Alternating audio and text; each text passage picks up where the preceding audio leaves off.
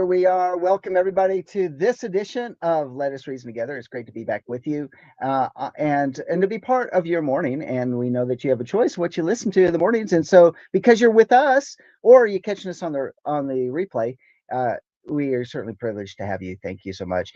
It is Let Us Reason Together. I'm your host, John Craig, and joining me is Eddie and Tammy Johnson. Come on and join me here in the room. Hey, Tammy, Morning. great to be with you. And and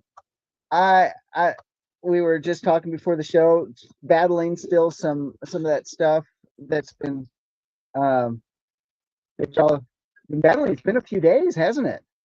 Yeah, since about Wednesday. Yep. Yeah. And so it's time for it to be gone. oh man, I agree. I agree. Thank God for the prayers of the saints and holistic remedies and stuff like that. We're doing better and better than some who've seemed to have been afflicted with this bug, whatever's going around. Yeah. The local congregation said that the rabbi and his wife said that they'd been battling it for 2.5 weeks. I'm like, oh God, I can't handle that. We can't have that because Eddie's going to have his pacemaker in on Friday and we don't need anything to postpone that again. Oh, amen. That's right. I mean, it's a countdown time again. And so, yeah, that's what, on a natural remedy side, that's when Sandi and I do the oil of oregano. Oil of oregano under the tongue. It's the brand is oil of oregano, has an L on the end, but we do that. It destroys everything. Well, it takes all of the bad stuff. And the good stuff too. You got to replenish with the probiotics as well while you're taking it. We've been doing that too. Yeah. Yep. So, well, that's good, and we're going to continue to pray for you all. And I read there in the war room earlier that at least is ambulatory, right? Yes, he is ambulatory. Yes, he's down. So I'm glad to hear that. Moving slow, but he's ambulatory. Yeah. No, I get it. Well, hey, so we got a great show. So we got our shower thoughts. We're going to be doing that here momentarily. Torah Portion, looking forward to that. Teruma, and that'll be this week's Torah Portion. So we'll be diving into that and digging into the word for that portion, that segment, and then we will conclude in 1 hour's time. We will have the uncensored news where we drop the Life of Worship YouTube channel and look at some of these things. I pulled up an article talking about the deep state. What's going on with the deep state and why we're still experiencing things when we're like, Trump, you're our savior. You're going to purge the deep state. Well, guess what? He's not our savior. No, he's not. And the swamp is thick.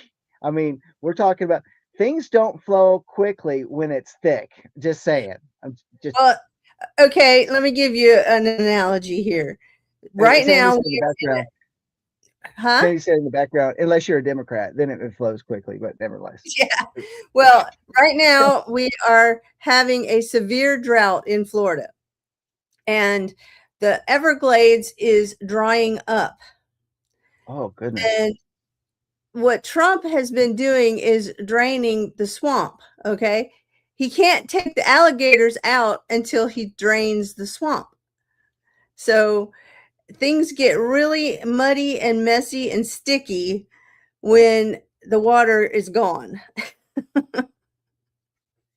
That's really a great analogy. That's really a wonderful analogy. Yeah. You just got to. Shall we just say that the water source is all of this government funding?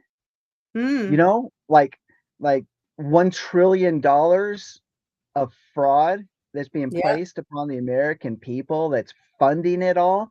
If they would dry that up, swamp creatures will be captured. And they become very active because Yeah. they're looking for their water.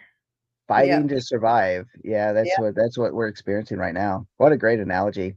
Well, I like that. Well, talking about great analogies, so we're gonna jump into shower thoughts. Hopefully there's some humor in the midst of all this. We'll see Yeah. you on the other side.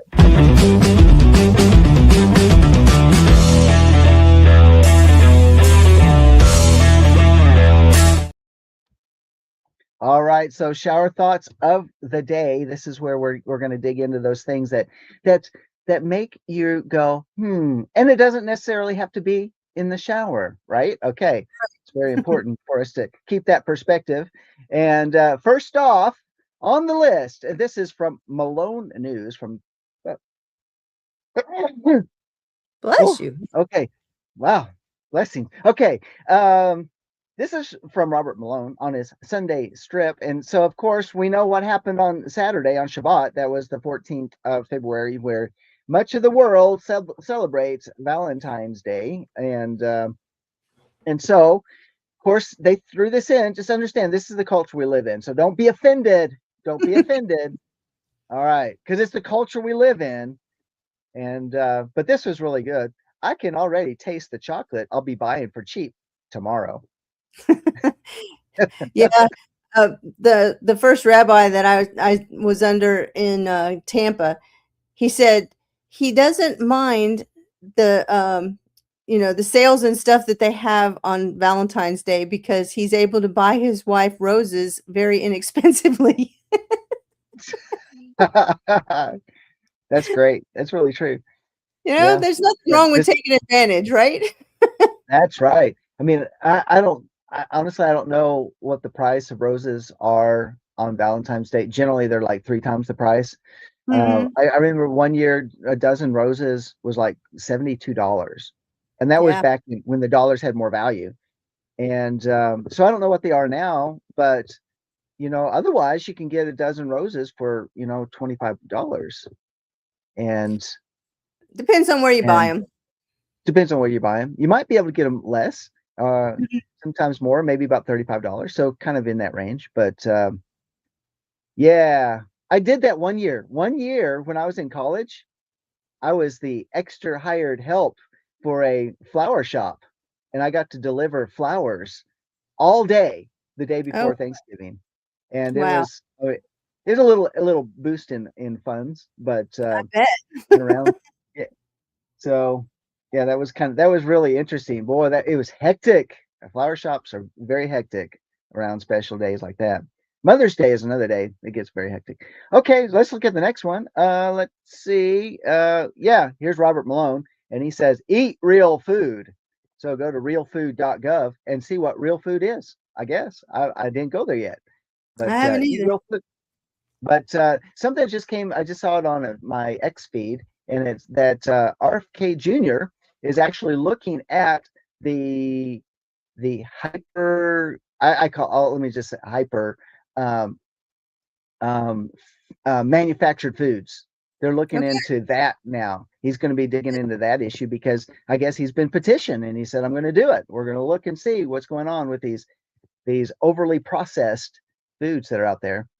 As if they are food. I don't know.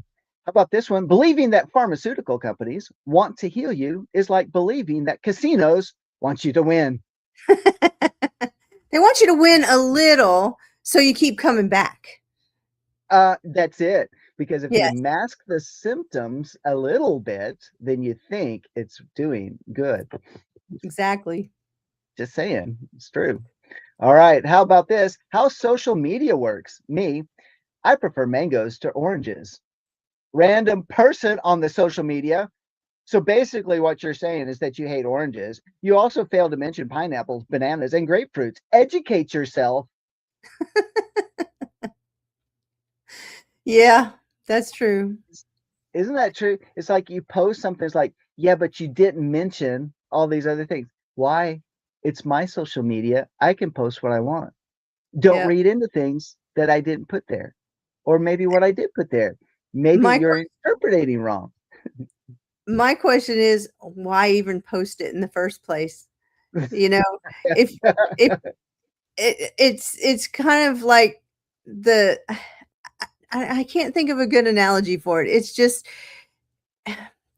people put Right out the there. stupidest things and then they wonder why they get the stupidest answers. Yeah. Well, you know why I don't post on all of the Hebrew roots and Torah related Facebook? You know why I don't go there? Is because of this, Yeah, because because of things like this, and I'm not going to do it. It's that's like right. it doesn't matter. And why does somebody have to pick it apart?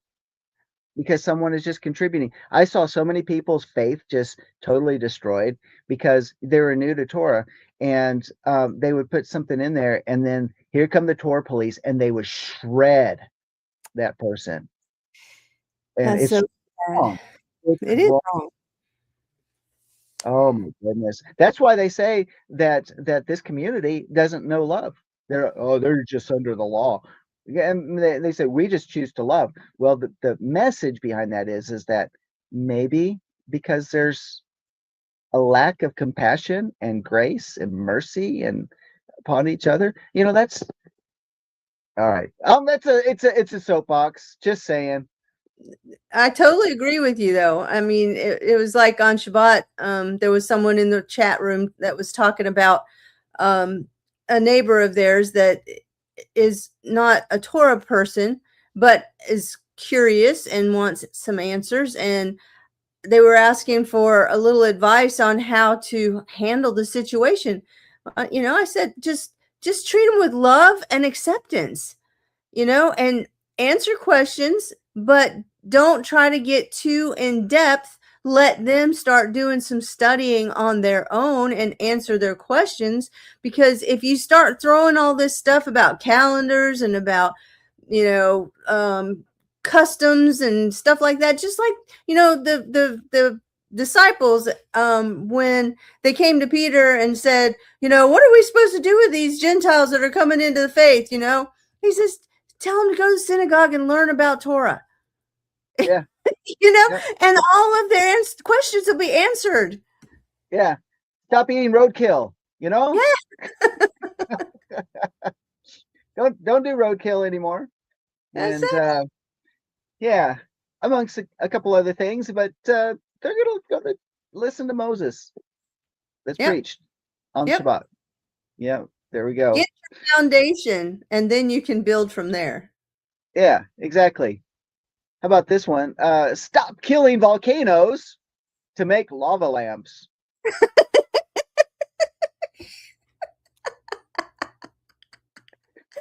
This You is know such a depiction of public education in blue cities.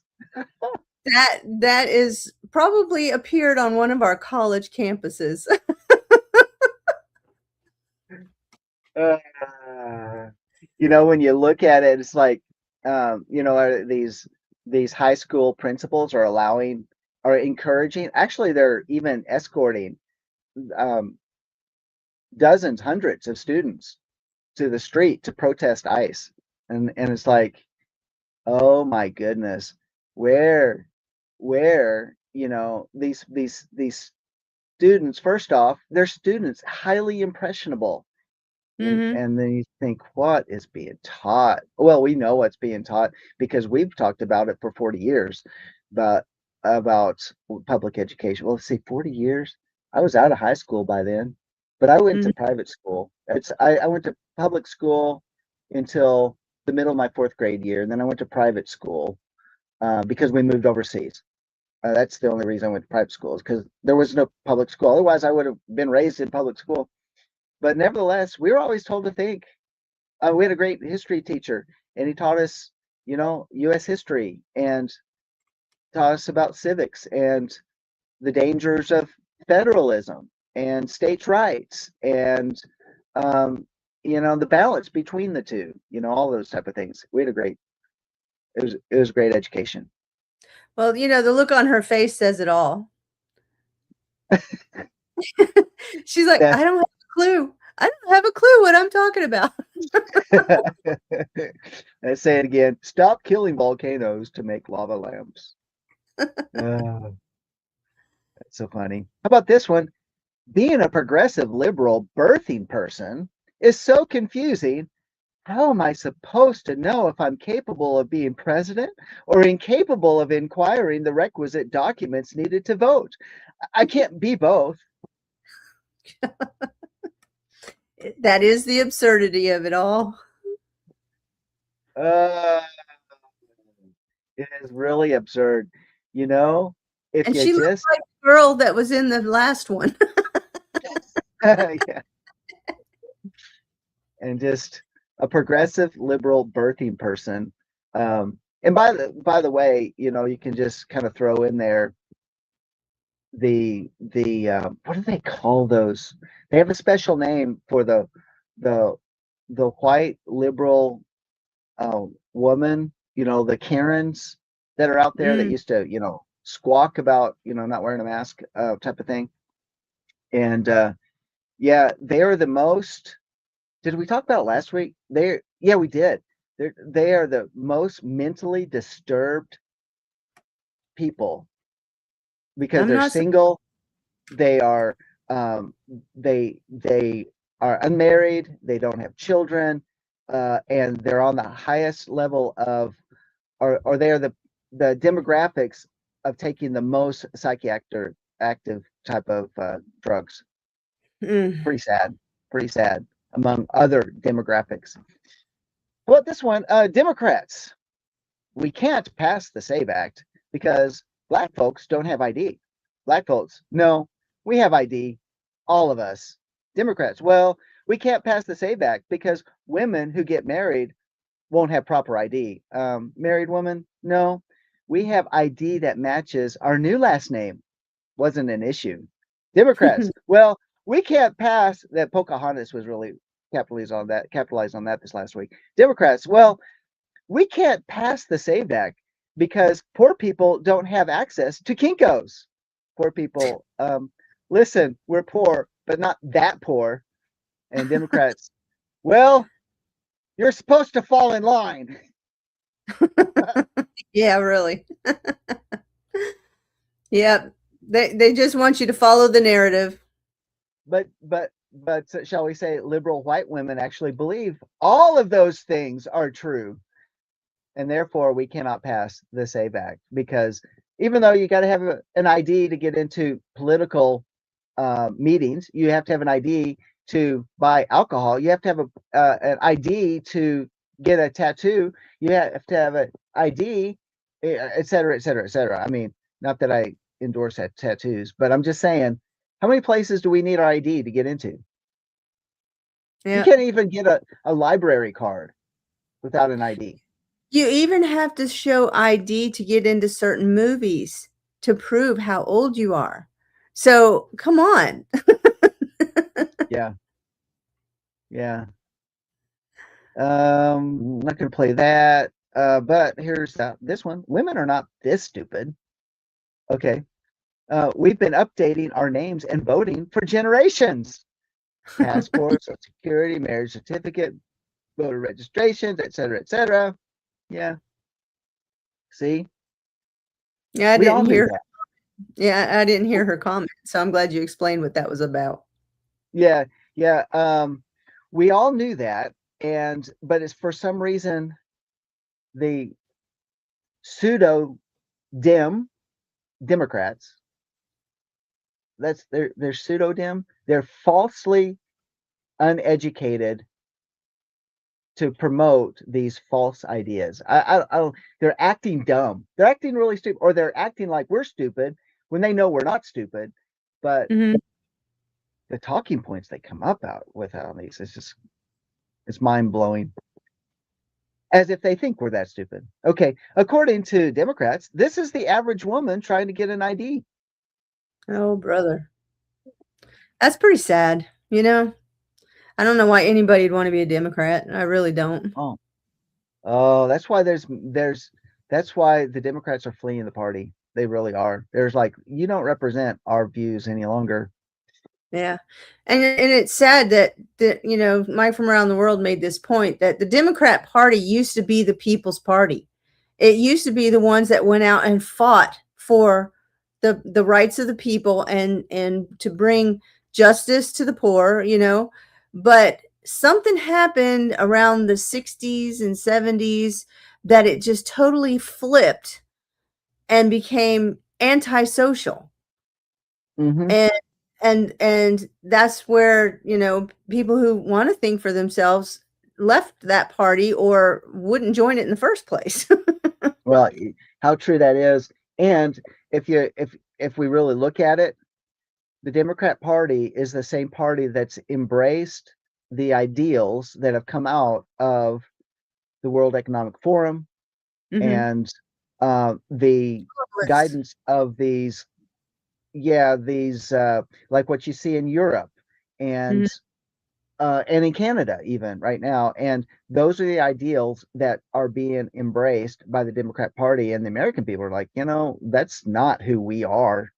And Yeah. we're tired of you telling us what we're supposed to be because we're not that. We're about family. We're about freedom of choice in terms of how we raise our children, where we go where we go to church, or if we don't go to church, or we don't go to some type of assembly. I mean, America's been the values that we've had is because of the moral parameters that have been handed down to us from our foundation and Mhm. through the honestly it's still intact the biblical values because people know right from wrong. uh, there's still, I mean, there's a part of the population which is pretty sad in terms of Generation Z that's been educated by the public school systems that we see out on the streets that have no, they've been divorced from those ideas. However, I will say this as well, is that that this generation is this younger generation is the generation that's returning to to biblical values, or Yeah, churning, not returning, but they're churning because their parents did reject it. The boomers that were prevalent of the 60s and the 70s, that now they're the grandparents and the great grandparents that are losing their voice in society. So I don't know, I'm kind of speculating. I'm just kind of thinking about the process. well, I was thinking about that too, and I think it was Khrushchev that said, "Give us a generation, and we'll take America." And Hmm. that's basically what happened. Was the Democrat Party started embracing communism, socialism, Marxism, and that was the downfall. It really was. Yes. Yep. Sure was. And the multicultural, embracing multiculturalism, Mhm. which started with the Clintons, and which is now we have multiple communities within America that do not align with, well, with our foundational constitutional values, Yep. our historical values. They don't adopt it. They come in and they just set up their own communities and they don't embrace those things. So how about this one? That looks like a picture of maybe Joe Biden. It says voter check-in. I'm sorry, very sorry, Mr. Biden, but the signature on your ID doesn't match any of the signatures appearing on your pardons. That's good. How conservatives deny people their right to vote. Um, okay, so this is how we would Really? define it. Require ID, must be alive, require citizenship, must not vote more than once. And so, Hmm. what's so bad about that? Yeah, this is why they want to pass the SAVE Act. Oh gosh. But the Democrats, I don't know, ID, be alive. They're that's how they fraudulently have won elections. I would dare say that that well, the majority of Democrats that are in Congress right now are were not lawfully, they did not lawfully win the elections. Just Yeah. saying, because of these different things, they have been winning fraudulently. Do this harsh winter, do the with this harsh winter, farmers need all the support they can get, which is why Celine Dion is doing her bit by Celine has come out in support of farmers by removing all the consonants from her name. That makes no sense.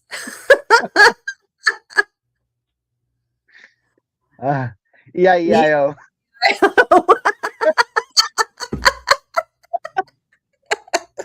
That's it. That's the punchline. Somebody was really having a day when they came up with that one. There you go. That's a good one. That's classic. Yeah, there we go. I like it. Obama was doing on time. We're doing good. Okay. Obama was elegant at lying. Trump is brutal at truth. Yeah, no kidding. Now that's a thought. I think I'd rather have the brutal truth. Yes. Thing is that whenever Obama talked, it was like nails on a chalkboard to me. Yeah. Like, oh, get him to stop. Same with Hillary. Oh, Hillary, in my opinion, has no charisma at all. And here she was yakking at the Europe. What was the European security conference that was going on? It's like, oh, just shut her up. Just shut her up, please. Please. Let's celebrate Black History Month with some fun facts. Bill Clinton, record Black imprisonment. Obama, record Black welfare. And President Trump, record Black employment. Yeah, really. There we go. It's true. Those are all true. And here's President Trump, not elected to be nice, elected to get results. There you go. Yeah, he is a bull in a china shop. Yep. Yes. Yep. Yeah, word came out. He was pretty upset with some of the things that have been going on because of the DOJ. And he's like, I'm going to fire all of you unless you get some things done. Wow. So good. We're ready, President Trump. Fire the swamp. Fire DOJ, Bondi, and Blanche. All right, going on. That's just my personal Well, I have feeling. to say, Bondi did really good at those hearings about the Epstein files. If you didn't watch any of them, she did a real good job in that, I think, in answering, trying to keep her head above the waters in the swamp, because those Democrats were brutal. Yeah, it's true. It's true. They are. It's like, oh, they have their talking points. And look at 1 minute. U.S. inflation hits 5-year low. And Democrats say the economy is horrible. Things are more expensive. Trump is failing. And we pull back the curtain. Inflation drops 2.4%, winning for America. Yeah. And there you go. Well, it's time for us to switch over to the Torah portion. Go ahead. No, I was going to say, it's just got to let it go with that. Yeah. All right, then. I like that E-I-E-I-O one, though. That was really good. Yeah. We have to appreciate that. Okay, here we go for Monday, Torah portion. Here we go.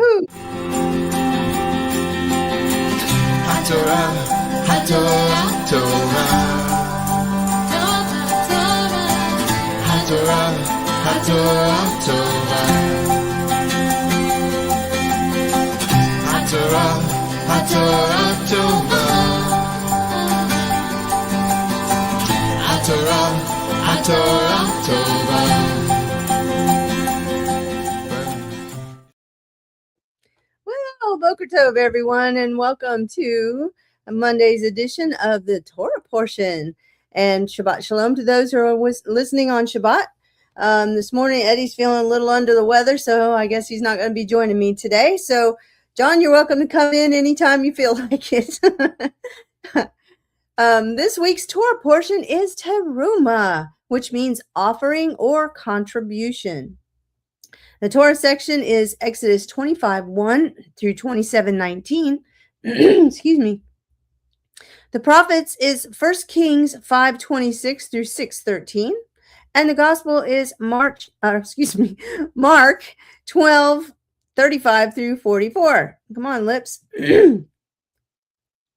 Teruma is the 19th reading from the Torah and the 7th in the book of Exodus. It begins on Exodus 25:1, and I'll read verse 2 as well.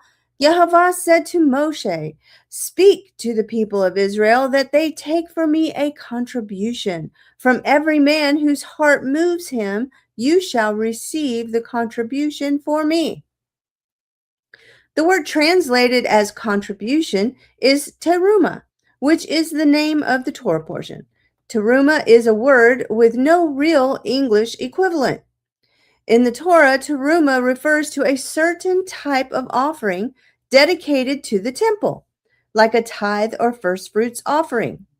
This contribution from the people is used for the building of the holy place for Yehovah to dwell among his people. This parsha is all about building the tabernacle. It contains the instructions for building the Mishkan, or the tabernacle, and the furniture used therein. As a matter of fact, for the next 5 parshiot, including Teruma, Tetzaveh, a good part of Kitese, or Kitissa, as some would pronounce it, Vayakel, and Pekodeh, this is the primary topic of the Torah's narration. Parsha Teruma serves as an overview for the subsequent 4 portions, which go much more into detail about the offerings provided, the details of how the materials were assembled, offered, tribe by tribe, and finally, the tabernacle's construction and dedication. Let's look a little deeper into the word teruma. It's the Strong's Hebrew 8641, teruma, teruma, from the Hebrew 7311, which is the root word rum, R-U-M, or resh vav mem, a present as offered up, especially in sacrifice or as tribute, a gift, a heave offering, which is the shoulder of the animal, the oblation offering. Wikipedia refers to the following information on the word. The word teruma actually means lifting up and comes from the verb stem rum, which I had mentioned, high, or to lift up. The term occurs 76 times in the biblical Hebrew Masoretic text. In the Greek Septuagint, it was rendered, I'm not real good with Greek, so apologize if I mispronounce this word, apheroroma. In the 1917 JPS Tanakh, it is generally translated offering, while in the 1611 King James Version, it is also generally translated offering, but also sometimes oblation, and 4 times heave offering. In most contexts, it refers to designating something for a higher purpose, or lifting a part of a quantity from a larger quantity, as in a tithe. When listening to First Fruits of Zion's audio reading of this parsha, it struck me that order matters. As a person who has sewn my own clothes from childhood, not so much anymore, but anyone out there listening to this who has ever made something with your hands will attest, the order in which you proceed is very important. Try to imagine a piece of really nice furniture, real fine furniture, saying a beautiful French cabinet or a Chippendale desk, something that you may have seen on TV or in a museum. When you look at it, do you immediately recognize what its purpose is? Can you tell that the maker had a specific purpose in mind, with a specific need it would address, and with a specific audience or customer in mind? Do you think there was a specific order in which the carpenter put that piece of furniture together? Or what about a home being built? There's a really, really nice home being built just up the road from us, and it has been very interesting watching it take form. The builder definitely has to follow a specific order in constructing the home, or it will not withstand the storms which will eventually challenge its stability. You can't put up the walls until the foundation is firm. You can't put the roof on until the joists are securely in place. Without a structured order, you'll wind up with an abstract piece of sculpture, one that no one will really be able to tell what the artist was thinking or what purpose it was created, and its form has to be explained. Now let's take a look at the order of the items specifically mentioned in this parsha. Exodus 25:1 has the offerings for the tabernacle. Exodus 25:10, the Ark of the Covenant. Exodus 25:23, the table for the showbread, or the table for the bread of the presence, which is also known as the showbread. Exodus 25:31, the lampstand. Exodus 26:1, the curtains. Exodus 26:15, the framework. Exodus 31, the veil between the holy place and the Holy of Holies. Exodus 27:1, the altar of burnt offering, and Exodus 27:9, the court and its hangings. As with any project, you need materials, a purpose, and a vision of the object you are going to construct. Yehovah just gave that to Moses in this Torah portion. Exodus 25:1-2 and 8-9 says, Yehovah said to Moshe, "Speak to the people of Israel that they take for me a contribution. From every man whose heart moves him, you shall receive the contribution for me. And let them make me a sanctuary that I may dwell in their midst, exactly as I show you concerning the pattern of the tabernacle and of all its furniture, so you shall make it." The materials come from the teruma, or the offering. The purpose is that I, Yehovah, may dwell in their midst. The vision is the pattern of the tabernacle and all of its furniture, shown Moshe on the mountain. So let's take a brief look at the first article of furniture Yehovah describes, the Ark of the Covenant, or testimony, as some translations state. Exodus 25:10. And they shall make an ark of acacia wood. 2.5 cubits shall be its length, 1.5 cubits its width, and 1.5 cubits its height. These are the materials, and order matters. The acacia wood box of specific dimensions is in Exodus 25:10. It has to be overlaid with pure gold, with a molding of gold along the top. Then you cast 4 rings of gold for it and put them in its 4 corners, Exodus 25:12. The poles of the acacia wood and overlay them with gold, and that's Exodus 25:13. Then you put the poles into the rings on the sides of the ark that they may not be taken from it. That's Exodus 25:14 and 15. Then the mercy seat is of pure gold, 2 cherubim of gold of hammered work at the ends of the mercy seat. That's Exodus 25:17-20. And then you put, then the last part is, you shall put the mercy seat on top of the ark, Exodus 25:21. If you don't put these things in that specific order, it doesn't come together and create what Moshe was shown on the mount. The purpose of the Ark of the Covenant is twofold. The Exodus 25:21-22. And in the ark you shall put the testimony that I will give you. And there I will meet with you, and I will speak with you from above the mercy seat, from between the 2 cherubim, about everything which I will give you in commandment to the children of Israel.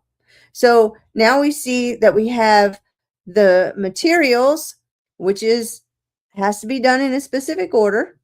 Then we have stated The purpose for the ark in the first place, it has two purposes: to hold the documents of the testimony, and to provide the mercy seat for the presence of Yehovah to come and commune with Moshe.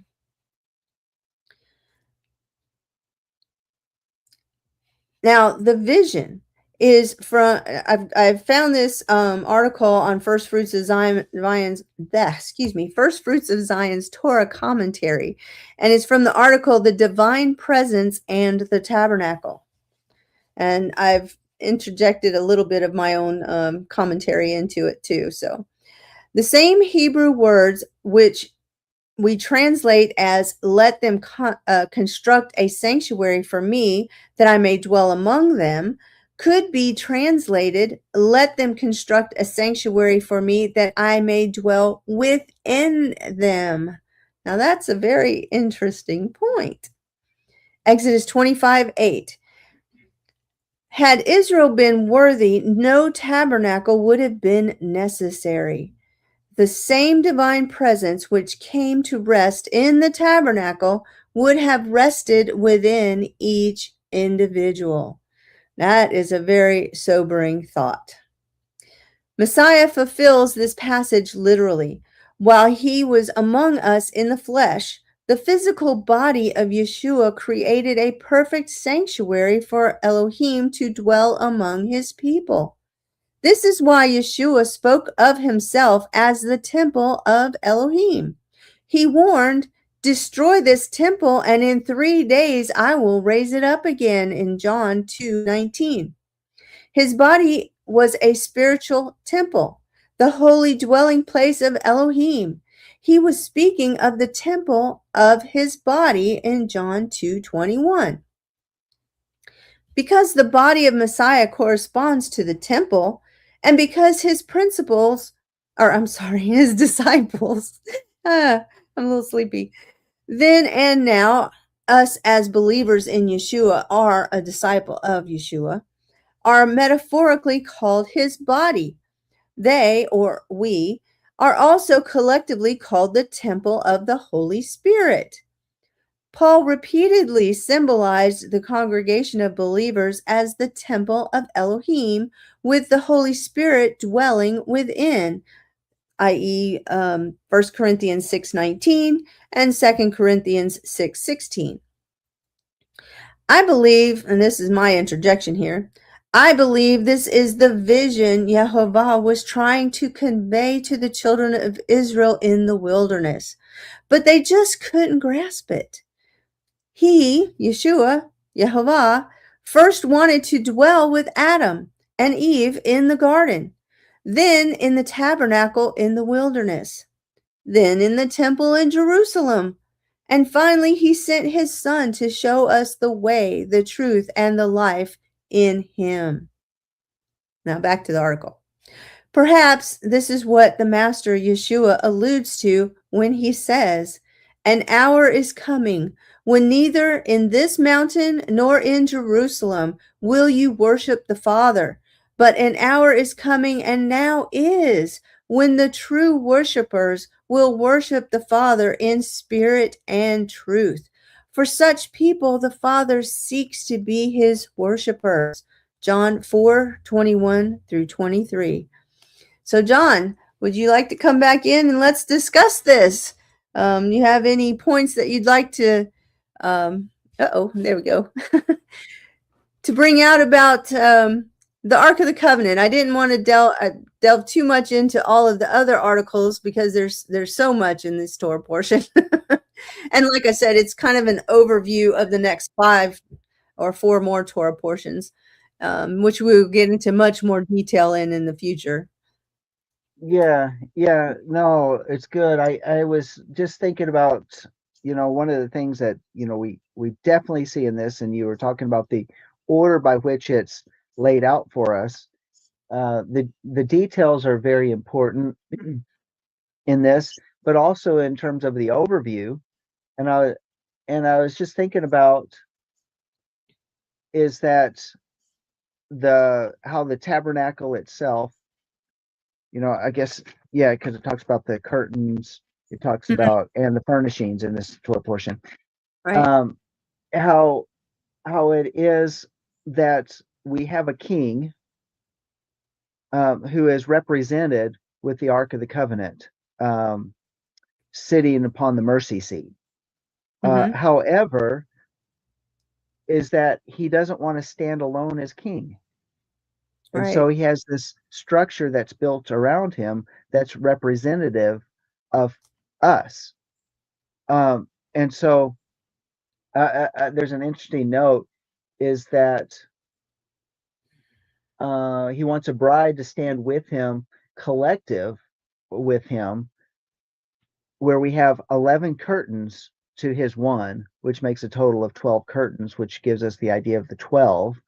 And I was just thinking, I wonder if that 11 has to do with an interesting thing that happens to me multiple times a day, uh, every day of the week.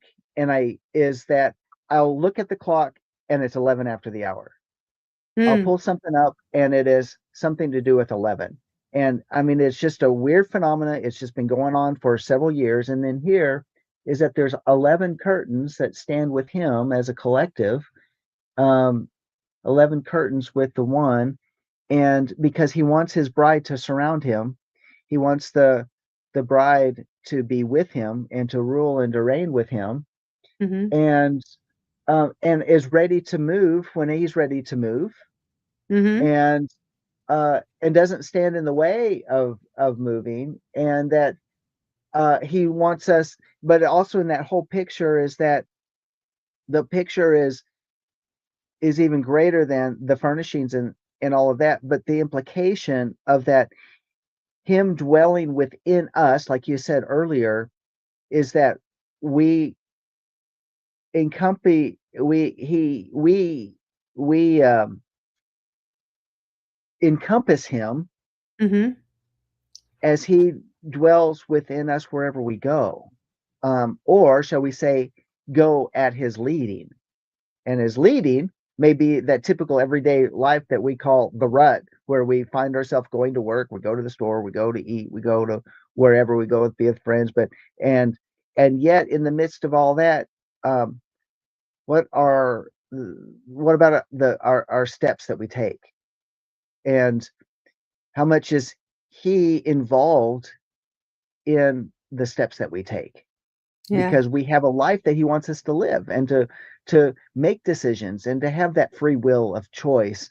And yet his he is completely involved if we let him, even in the Exactly. midst of the mundane. And you're mentioning the surrounding of the Messiah. The curtains also remind me of a Hebrew wedding. The bride encompasses the groom 7 Mhm. times. Yeah. And so that is a like you were saying, an illustration of the bride centering her life around the Messiah, our groom, and our concentration and our focus is on him. And when we keep our focus on him, he will direct our paths and keep us out of trouble.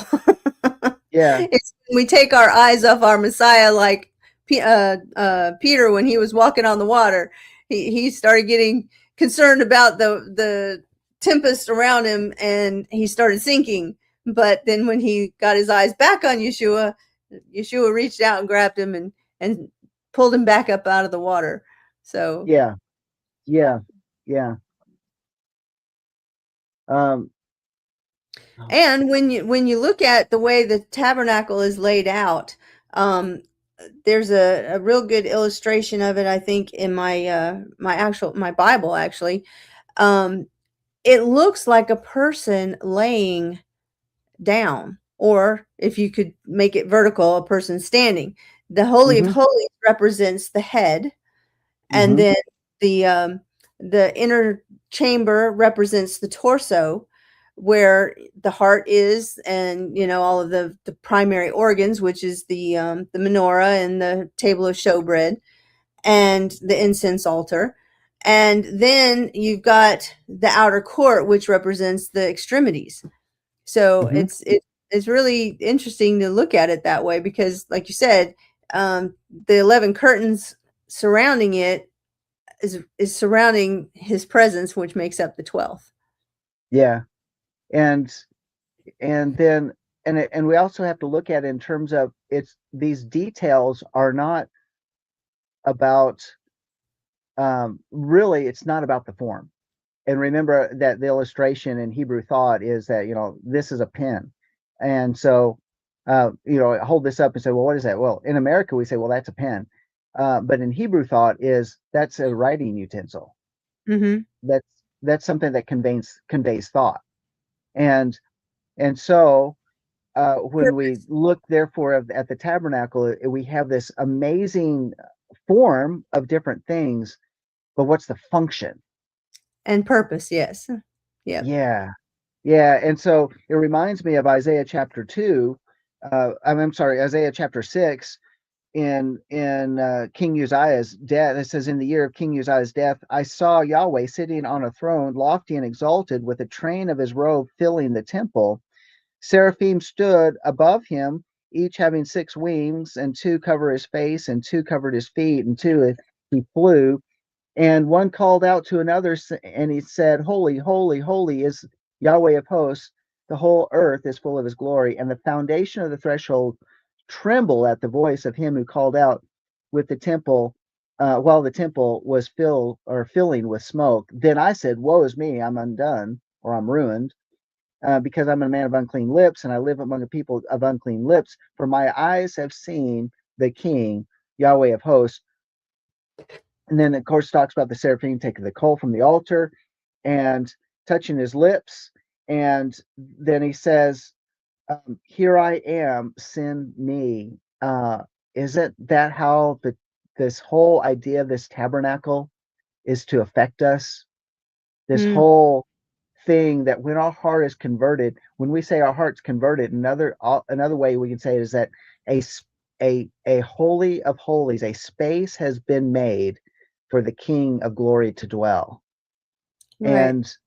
And so then there's a shift. The shift in our attitude takes place. It's not about actions of religion. It now becomes that which is, how can I serve? Right. How And can I participate in this kingdom? right. And that's really what the offering was all about, is the people were contributing. They were some, a lot of the women were also used to do the weaving of the cloth. And so everybody was allowed to contribute who had a willing heart. That's the Mm, number one thing. If you, yeah, Allah's not, I mean, he's a gentleman. He's not going to force himself on anybody. He wants you to come to him with a willing heart. yeah. And one of the things that has always stood out in my mind about this part of the scripture is Yehovah says several times, be sure to build it according to the pattern you were shown. Some say in the mount, and some say in the cloud. But when Moses stepped into that cloud, where did he go? In my opinion, he stepped into eternity. He stepped into the realm of heaven, for lack of a better word. Hmm. So when Yehovah showed him the pattern, it's because there's one already there in Shemayim. Hmm. It's already there. So when people say, "Oh, what happened to the Ark of the Covenant? It disappeared." Oh no, it was swept up into heaven, because you see it in these visions of Ezekiel and in John. John, the Revelator. They talk Yeah, about the Ark of the Covenant being in heaven. Well, that's the pattern that the one on the earth was created by. A lot of yeah, times you get this. Say you get a one of those kit furniture pieces of a desk or something, and you got to put it together yourself. What yeah, do? They show you what the finished product is supposed to look like. So when you follow the instructions line by line, precept by precept, here, there, little there, here, little, there, little. And you do it according to the instructions, then this is what your finished product is supposed to look like. So Yes. I believe that there is the Ark of the Covenant in Shemayim, but the one that was created here on earth is exactly where Ron Wyatt said it was, and it'll stay there. It won't be coming out. But that's another Yeah. story. Yeah. And here we are Yeah. at the Torah portion. It is. And so yeah, go check out Ron Wyatt's work. You can find it Yes. there on YouTube and other platforms. And And last year's teaching on this, because we shared a really interesting video about the foundry that was found that Bob Hall had sent to us the year before. It was really, really good. well, very good. Well, I think that's bringing us to a close here on the tour portion, and did a great job, Tammy. Thank you. And missed Eddie today, Yeah. and so praying for his complete recovery Oh, as man. well. Yeah, and so we're gonna go ahead and transition, and we're gonna jump over. So if you've been watching us here on the Life of Worship Ministries YouTube channel, we're going to break off of that, and because we're just protecting the channel here on YouTube, they still censor, just saying.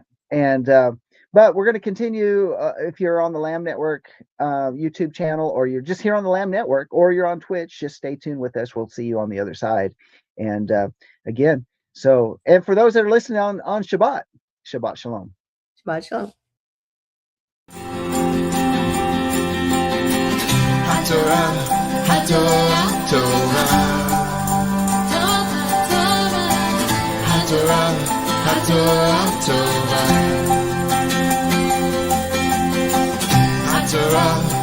Torah, Torah, Torah, Torah.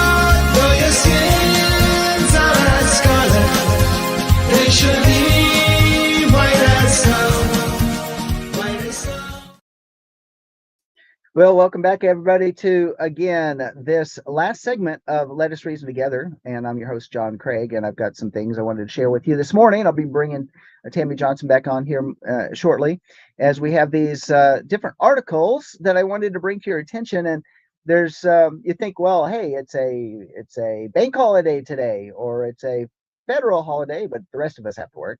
But nevertheless, and you think, well, it's a slow news day. Well, there's still more things that we need to be talking about and keeping up with. And the first thing I wanted to share today is, I'm going to bring it to the stage. But I had mentioned this earlier in the first segment, and it had to do with this issue that I said RFK Jr. is doing. And it says, and he's gonna focus in on it. And childhood consumption of ultra processed foods linked to lower IQ. Childhood consumption of ultra processed foods linked to lower IQ. It says toddlers who consume large quantities of ultra processed food are more likely to have lower IQs when they reach school age, according to a new study. And then also, researchers found a clear association between consumption of ultra processed foods at age 2 and lower, IQ at age 7, a drop of 2 points. The negative effects are even more pronounced for children who already face developmental difficulties. So this is article is published over on InfoWars. This is what RFK Jr. is looking at. And about what are we feeding our children before age 2? I mean, are we pulling everything out of a box? What is it that, or are we focusing and allowing them to eat more natural foods? I mean, after all, well, I can't get my child to eat anything. Well, it's because there's a certain additives and ingredients that are put into ultra processed foods that make it more appealing to eat, and natural foods don't have that. But if you never break them in on those type of ingredients, then they'll never know the difference. It's very important. But if you think about their IQ, don't we want our children to have higher IQs so that when they're old, when they've grown up, when they've matured, when they're out on their own, that they can survive, that they can be leaders, they can be influencers, as long as we do our due diligence in terms of raising them correctly. So, I mean, I think about that. I think about my grandchildren. I think about, what about my own son and what we fed him over the years, and how important it is for us just to keep that in mind. He says, but ultimately, um, what we feed them before age 2 affects their IQ at age 7, a drop of 2 points. Yeah, Wow. Tammy. Can you enlarge that text a little bit? It's really tiny. I sure can. I can do that. Let's just bring that in a little bit better. How's that? That's better. Yeah, that makes it a Okay. little easier to read. Yeah. That's so, it's so important what you were saying about introducing natural foods, real food, earlier in life, because even our animals, if we don't introduce our animals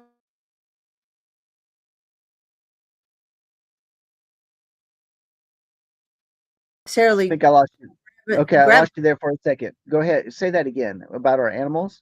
yeah, if we don't introduce our puppies to raw fruits and vegetables and things like that, when they're older, they won't come to them. And it's been, proven time and time again that the ultra processed dog foods tend to lead to, poor health and shorter lifespans. So the same is true with humans. Yeah. If we start out feeding our children junk, which I've never had children, but I have babysat kids and I've helped with nieces and nephews. But if you feed them junk, then they're never going to learn to appreciate real food. Yes. Yeah. It's very true. It's very true.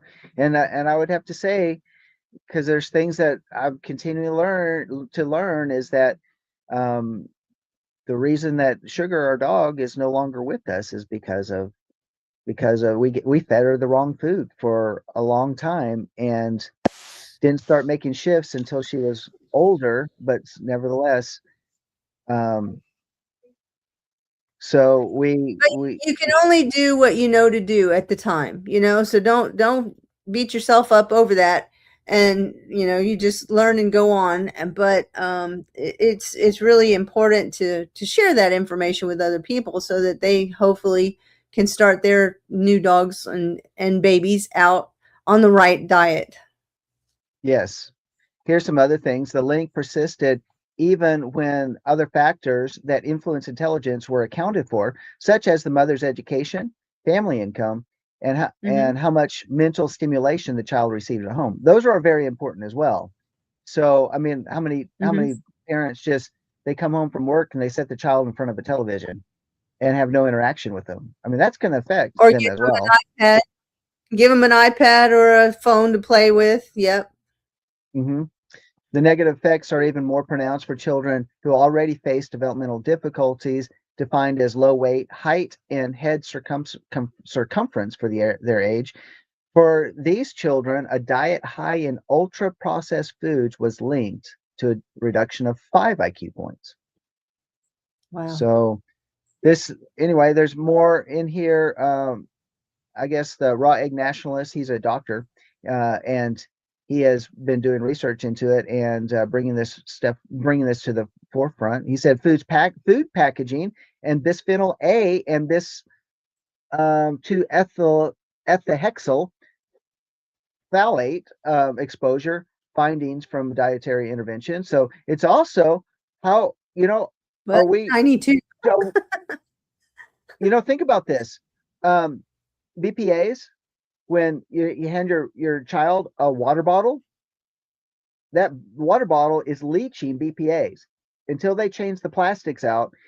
That Reynolds wrap, that other type of plastic containers, and so they start switching them out. There was a choice in the 1950s to not develop the plastics like we have today. They had a choice, and they recognized that BPA would leach into the foods, and BPA would affect the health. It's all, you think, manufacturing in bed with pharmaceuticals, in bed with the medical associations that are in bed with all of these different things, all to affect our health, so that we buy insurance, so that we buy pharmaceuticals, that we spend money in the medical, actually spends our savings in the medical world. It's all related, and let alone keep us dumbed down to the point that we don't recognize it. Yeah. And most that's how people I don't see it. most people don't understand that the single-use plastics that you get from fast food places, the not so much fast food, but any of the restaurants and stuff, you get to-go packages, not only the styrofoam, but you also get these black plastic clamshell type Tupperware type looking things that have the clear lids. Well, the black plastic, or the number 5 recyclable on the bottom, if you look at the little triangle with the number inside, if it's a number 5, that plastic has been recycled from even electronic equipment. So you're getting all kinds of junk in that plastic. So they're, health conscious people are saying, throw out those plastic containers. Don't use plastic at all, even the clear plastic, if you can help it. Unfortunately, Yeah. 99% of the foods in the store these days, even the healthy foods, are wrapped in those plastic containers. Yeah. And on the flip side of it, you can't wrap your food up in aluminum foil, because that aluminum's going to leach into the food as well. So, Yeah. You think about all the pans that we have that we cook with. Are we using stainless steel or iron skillets, or are we using, some type of spray-on Teflon that leaches into our foods? And Yeah. so a lot of things that we need to look at. But if we're looking at changing some pots and pans out, we're looking at some type of different type of storage containers, be looking for BPA free and toxin free is really what we need, as well as what type of foods we're still eating. Are we still eating ultra processed foods Right. because they're convenient foods? Researchers here, it says, believe the drop in IQ could be caused by negative changes to the gut microbiome, the community of billions of microorganisms that inhabit our gut, and increase in levels of oxidative stress. Because ultra processed foods lack the protective antioxidant compounds found in fresh and minimally processed foods, the developing brain is more susceptible to damage from various stressors. Robert F. Kennedy Jr. has made ultra-processed foods one of the central targets of his Make America Healthy Again campaign.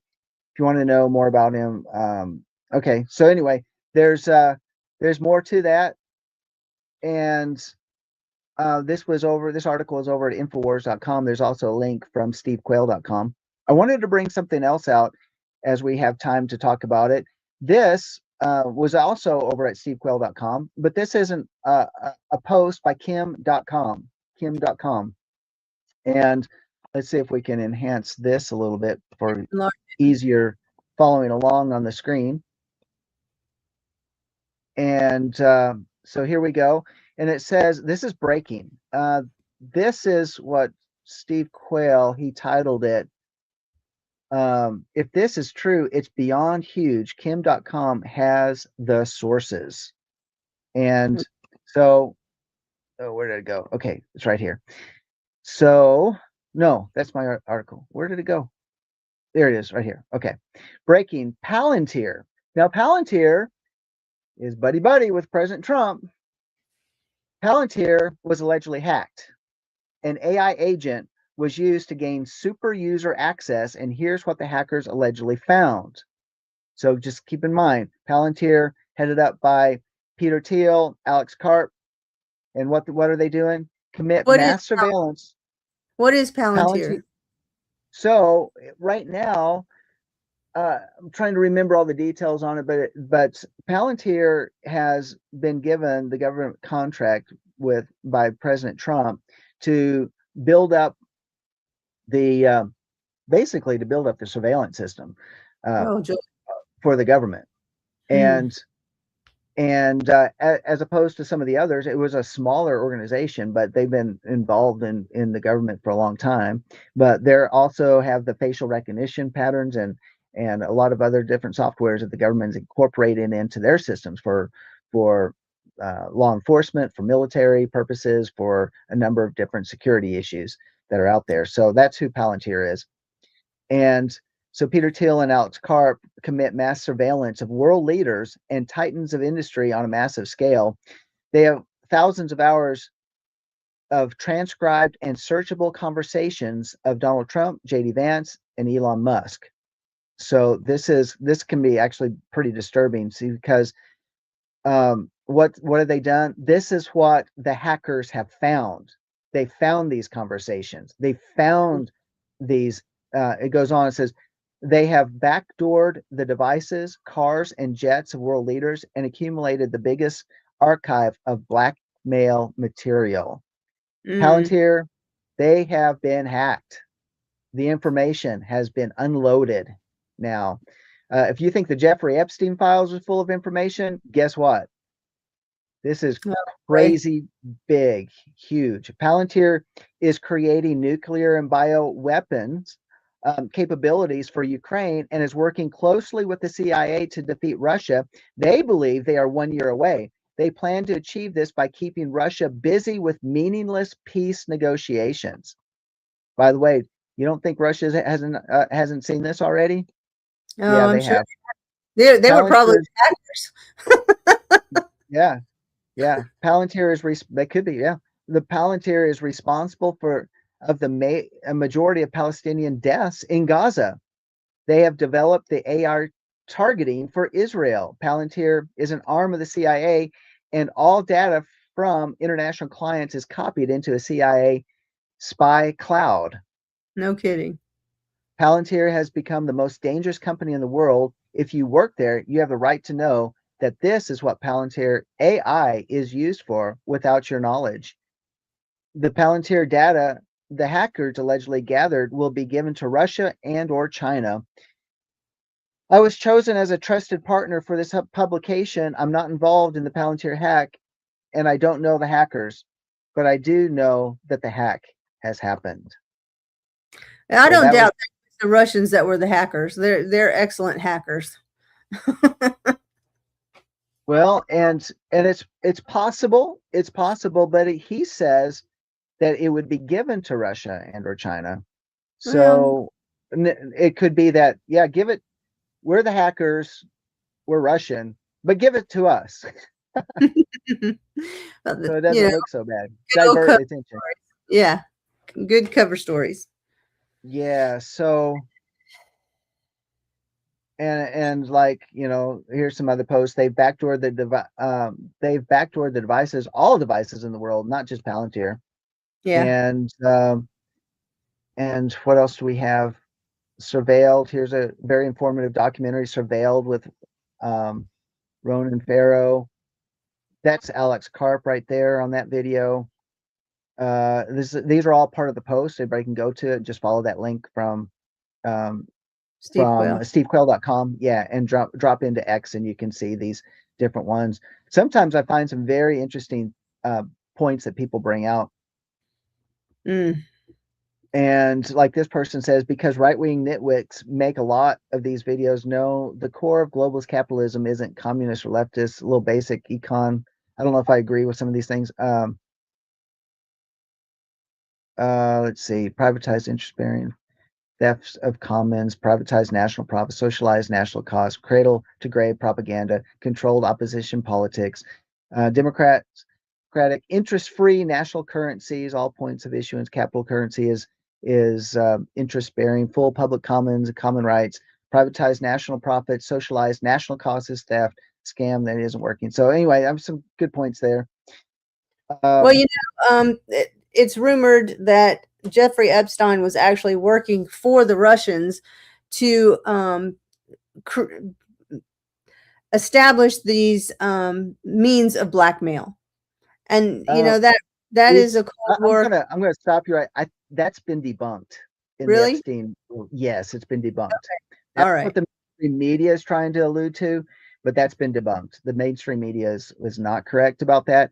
He is, if you look at it in terms of, and in the whole volume of what's been released, is that what he's been actually doing is actually coordinating with globalists worldwide to carry out their agendas and to connect world leaders together by various means. And if they're non-cooperative world leaders, then if he can get blackmail on them and dirt on them, he did that as well.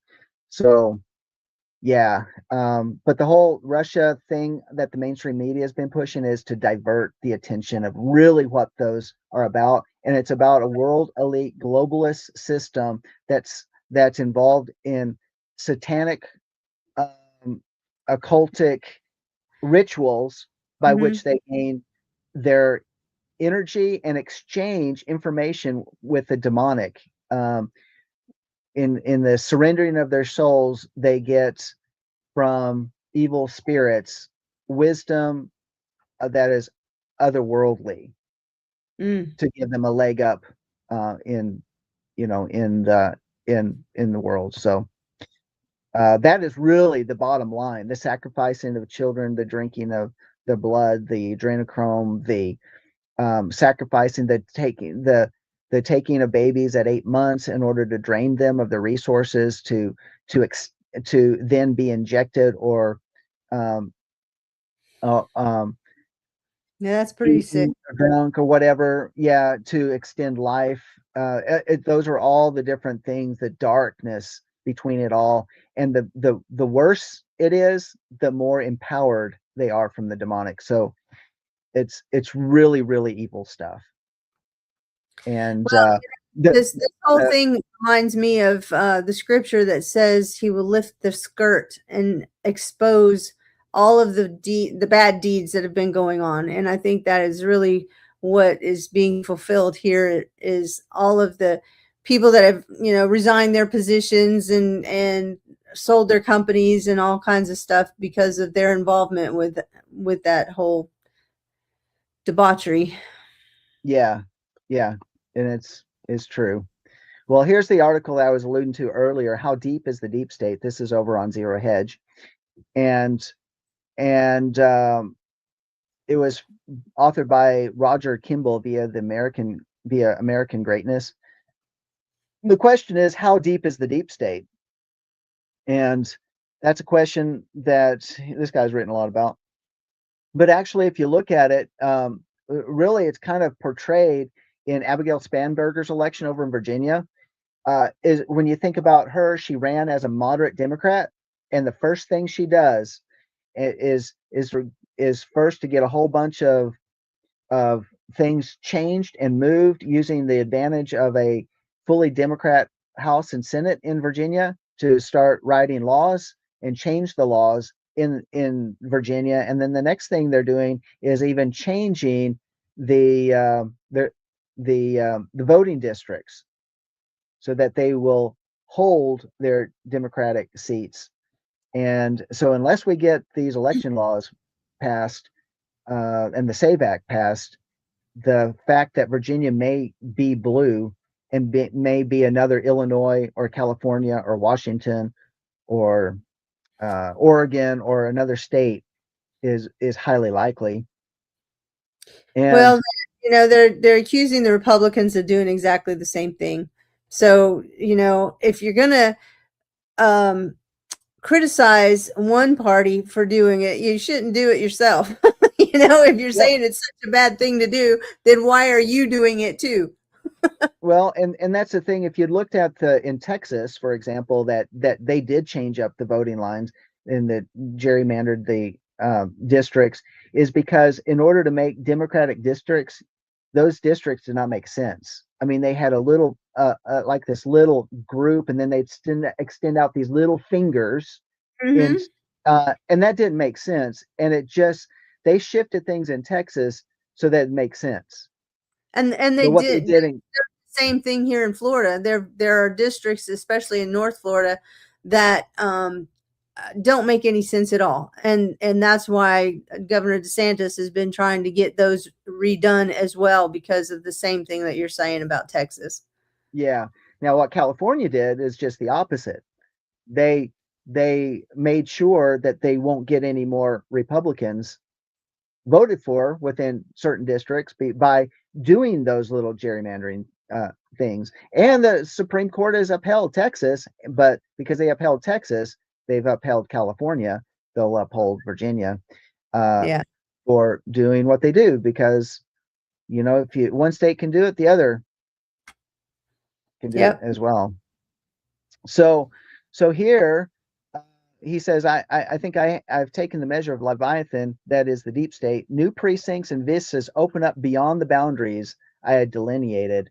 And he brings out this interesting thing about the deep state. He says, sometimes I think it's like a basement with endless procession of sub basements. And Mm. excavate one and you encounter another below it. And that's kind of his point. He said, I suspect the difficulty of surveying the deep state is not its depth, but its extent. That is, I suspect that its roots are shallow, while its area is both indefinitely large and protean. And he goes on and says the deep state is also seems to resemble the Lernaean Hydra of Greek mythology, and where you cut off one head and you get multiple heads that come back basically. And Mm. and it just seems like that. The more we uncover, like for example, the Somali fraud, you pull back that cover, and it's not just that they are defrauding um, uh, daycare, but they're defrauding Medicare. They're defrauding um, transportation services. There's a whole list of things that they are defrauding to the tune of more than $20 billion in Minnesota alone. They've discovered in Ohio. They've discovered in New York. They've discovered in other places. Guess what? Our states are not immune to it because it's these open doors of exploitation, and it's not Mm. just the Somalis they're finding out. So the they cut if they can cut off it. They've said that it looks like it's over $1 trillion of fraud. $1 Wow. trillion of fraud. I Mhm. mean, I can't even imagine. You think about what the federal budget is, and how much of it we're funding is because of fraud. Mhm. And then at every budget, they always increase the amount that are going into these same type of services. They and and then how many services that are legit are having a hard time getting funding? Right, because there's no funding available to them because it's all going into the black hole. Yeah, exactly. And then the Somalians are simply bagmen. They've sent millions and millions and millions of our, yeah, actually billions of our tax dollars to Somalia through large suitcases of cash. And that's No. what TSA has reported in Minnesota. They Oh, leave with large suitcases of 500,000, $5 million in cash. I mean, crazy. yeah, really. It's kind of like Obama sending that $1 billion via airplane over to Iran before he left office. You know? Yeah. Yeah. Just palletfuls of cash. Yeah. Yep. Do with it what you want. Yep. So he goes on, and it says, though this is the alacrity in which the deep state stepped up to replace or at least drown out that revelation with the or cacophony about ICE murdering innocent protesters. I mean, that's part of it, is that they have this media that simply fabricates narratives, or they have the narrative from the deep state that by which they perpetuate. I mean, it's a propaganda arm of it. They perpetuate lies in order to keep division because if you have division, then you can divide and conquer and you can push your agenda forward. And that's what they've been doing. Yep. And how much time we have? We're running out of time. Yep. It goes Most on. did. The deep state has been effective in countering the ongoing revelations pouring out of Georgia about voter fraud in the 2020 presidential election. Democrats have denounced the action of President Trump's administration, going so far as to try to prevent it from investigating election records, ballot boxes, and voting machines across the country. Bad look. And by the way, they're hammering Tulsi Gabbard. Why? Why do they want to try to shut her up? Is because she's the most effective tool in person for exposing the deep state corruption. Mm. And that's why they want her on the chopping block, and they're trying to push that, and they're really going after her. Yeah, definitely. Absolutely. She is a friend to those of us that are out here wondering what's actually being done. Well, she's doing something. Her and RFK Jr. are, at least in their responsibilities. So, Yeah. well, there we are. We're at the end of the time. Tammy, thank you for being a trooper and joining me today. Certainly appreciate that. And if Eddie's listening, tell him we're praying, and pray for you too, in full recovery. And so he's fully ready for Friday. Get this procedure done. Needs to be done. All right. Well, thank you all for joining us for Let Us Reason Together. Until next time, shalom.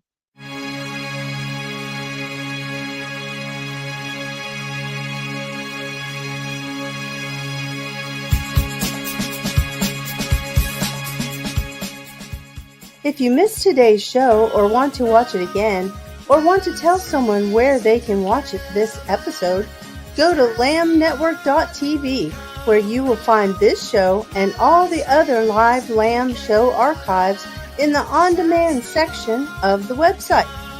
Thank you for watching, and don't forget to tell someone about the Messianic Lamb Network. Let us reason together, says the Lord. Though your sins are as scarlet, they should be white as snow, white as snow, white wool.